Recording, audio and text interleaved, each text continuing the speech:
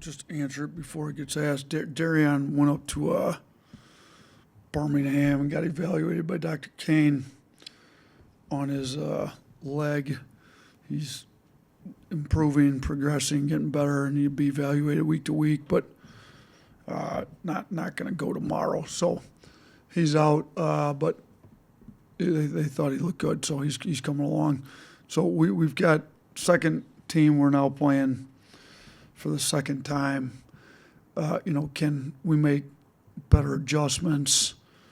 We were fortunate to get the win at their place, but we didn't play particularly well, particularly on the defensive end, especially with Hubbard. So, you dropped 38 on us. We've given up too many career highs to guys. We're got to find a better matchup, find a better plan, do a better job with him because he killed us. But, he's not the only player. Obviously, Keyshawn Murphy's our second leading scorer. He had 18 against us too, so we got to do a better job with him. Matthews is one of my favorite players in the league. I think he plays as hard as anybody. He's tough. He's become much more than just a defender, rebounder. They put him in ball screens. When he gets 5 or more assists, I think they're 8-1 on the year. So he's become a playmaker for them, especially when they win. So we got to keep him in check. And then they've got other guys that are capable of, getting buckets. Kugel's very good. He's capable of going for a lot. And they've got multiple other guys that are capable of scoring. So while we make sure Hubbard doesn't go for 38 again, we can't let some of these other guys get going. So, I think on our side, the start still wasn't quite what we wanted, but I think there was some intensity. I mean, you kind of look at Grant's save out of bounds, lead to the layup.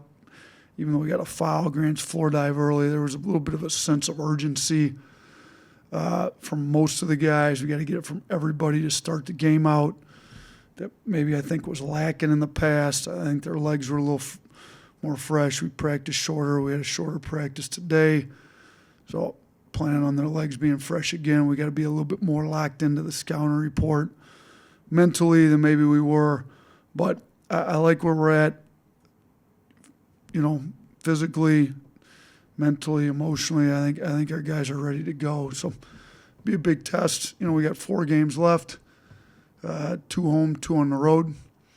This is the lowest ranked of the 4, but it's not easy games. These guys are tough. They're physical, and they've got scoring, and they play us tough pretty much every time we play them. You talked after the game about wanting Mo to get a little more locked in on the scouting report. How have you seen him kind of respond in the past few days, and just have you seen him grow on the maturity front this year? Yeah, I mean, once we got going in practice, I thought he had a decent close to practice today, so he's got to be able to focus on what he needs to focus on, even if he's got some nagging injuries. I mean, nagging injuries are part of the game. You can't let that take your attention off what you need to be focused on. So I thought he closed practice pretty well today. You guys have allowed some big scoring to players, but this is like one of the first times you get to go up against somebody that scored big on you. Is there a revenge factor with the players? Do they want to shut down Hubbard, or do you have to kind of guard against that? Or? It's good. That's actually a good question. I don't. All these guys have had their career highs. Is this the first time we've gotten a guy back again after he had his career high against us? I think. Because Kentucky's pretty spread out. You haven't really played too many rematches, so yeah. Yeah, we haven't played.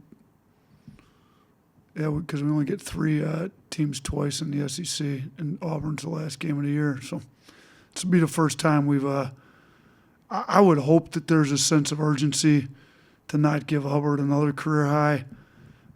Maybe we'll get somebody else in the SEC tournament, the NCAA tournament. Who knows? But yeah, the 38's far too many. So we've got to get anybody that's matched on him to do a significantly better job than what they did the first time.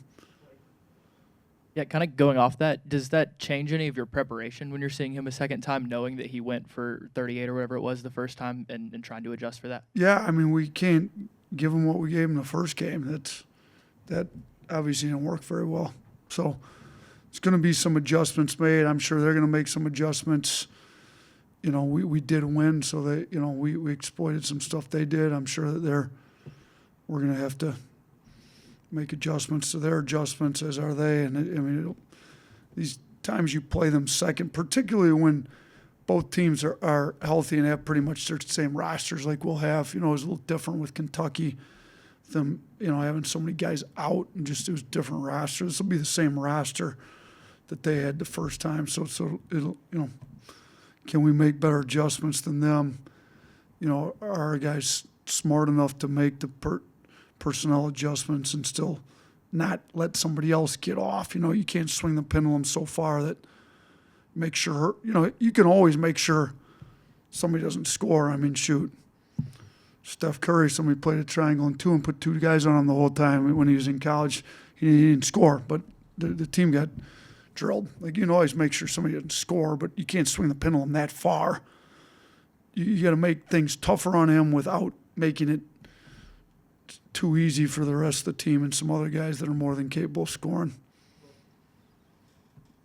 Coach, this will be Mississippi State's 7th game against a top 10 ranked team this season. They only have 1 win in them, but what do you expect to see from a well-coached team that's been in these kind of situations before? Yeah, they've been in some close ones. Shoot, we were in a close one with them the first time. That thing didn't get decided till the last. It really came down to the last play when we had to get a stop. So, look, I've known Coach Chance for a long time, since junior college days, and he was in the MAC when I was in the MAC as an assistant. His teams always play hard. They're always well coached. They're always tough. And I'm expecting that he's going to challenge the guys, and they're going to bring some physicality, some toughness, a sense of urgency. And, they're looking for ranked wins. Like, they've been close on a number of times. So, we know we're going to get everybody's best shot for the most part, but we're expecting them to play well, and we're going to have to play well to beat them. When you see a really good player on the other team playing with 4 fouls with a significant amount of minutes left, which was the case against Kentucky when Owe fouled out, I think with like 7 minutes to go, how much do you consider feeding the ball to the guy that player's guarding so that you can draw that last foul and get him out? Yeah, we did it with Brea when he just kind of threw his hands up and one guard, Grant Nelson, who just walked it in for a layup. We did try to target Owe, saw him. It's a lot easier to do it with a poor defender with 4 fouls, but they just pretty much, mad at our defense, let the guys go score so that they don't foul out. Owe's tough, gritty. He's got a lot of pride in his defense. With the play that he fouled out on, we weren't specifically targeting him. But I don't think he's the kind of guy that's just going to play mad at our defense. So sometimes you get out of your offensive set too much to target a guy like that. And if they're a good defender, they're still going to move their feet, stay in front, and then you can kind of get out of rhythm. But we do have some targeting, sets, whether they're targeting seals, as we call them, that are weak defenders, or targeting very good defenders in foul trouble. Because it'd be great to get Owe out. Would have been great to get Brea out. Shoot, if we're fortunate enough that Hubbard gets in foul trouble, it'd be great to get him out because he dropped 38 on us. But we definitely know who's got fouls and options to put them in actions to go at them. And we're fortunate that Owe did foul out, although the play he fouled out on that was not a design targeting set, if you will. Aiden Holloway had his highest number of threes attempted and made since that South Dakota State game. Just, is that what you kind of want to see out of him, the willingness to keep shooting the three, whether or not they're falling? The Kentucky was the highest made since the 19 that he. Yeah, I think there's open shots that he's passing up that we don't want him to ever pass up. He took 12. He could have got even more. I'm thinking of one right in my head that he should have shot. Like, yes, we need to get him more threes. We need to get him more open threes. He needs to take more open threes. He doesn't miss hardly any. The more open shots we can get him, the better off our offense is going to be. The more open shots we can get Sears, Youngblood, same deal. It's part of why we put LeBaron in the starting lineup to try to get Sears off the ball a little more, get CY some open shots. You know, when we've got Sears and Holloway in there together, they can both create for each other, you know, and if LeBaron's in there, obviously that would help. But yeah, we want him, gives me open threes he can get. How has Alabama changed, really for better or worse, since the last time you played Mississippi State, and how could that be advantageous or detrimental? That's a good question. You know what? I hope that our starter, you know, it's been a while since we played them. We've had some ups and downs. We've had some issues that have been squared away and then flared their head back up again. Like, so I don't know exactly where we were at with all the issues and things we needed to improve on, but I did think we rebounded the ball fairly well against them, and we have not rebounded the ball very well lately. That needs to come back up.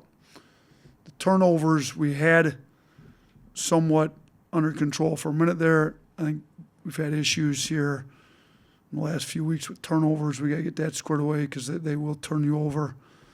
I think our defensive intensity after the first 4 minutes Saturday was much better than it had been because I felt like that had taken a little bit of a dip. So, you know, I think our defense, I hope our defense currently is better than it was at their place. But it's also gone up and down a little bit. So it needs to get up, stay up, and the intensity needs to stay where it's at, along with the attention to detail in the scout report. So, you know, I'd have to go back and look at where we were at exactly on everything there. But we need to get the rebounding back. We need to get turnovers down. We need to get our defensive mindset back where it's at for the whole 40 minutes. Just as a quick follow-up to that question about baiting the fifth foul, I was also just going to ask you how much you see the value of trying diminishing the later it gets in the game, right? I mean, it's a much bigger deal with 6 minutes than 45 seconds.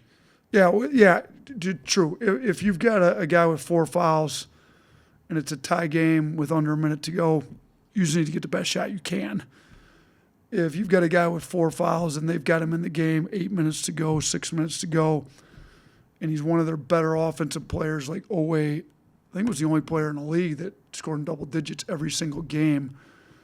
You know, with 8 minutes, 6 minutes to go, if they're that valuable to a team, if you can get them out or start targeting him early like we did with Brea, where he's just not going to guard anybody, you know, you can kind of get into a rhythm. Now, they made an adjustment. We targeted him, got a layup. They, you know, kind of blitzed the action we ran the next time to help him out a little bit. So I do think there's more value in it. Like you said, the earlier you can do it in the game, late in the game. Now, late in the game, if you haven't really gone at the guy yet, he's got 4 and he doesn't want to foul out, and you know he'll kind of give you the Matador defense. Maybe that's an easy way to get a bucket. But targeting a guy like Owe, if he's still in the game with 45 seconds to go, probably not very smart because he's an elite defender.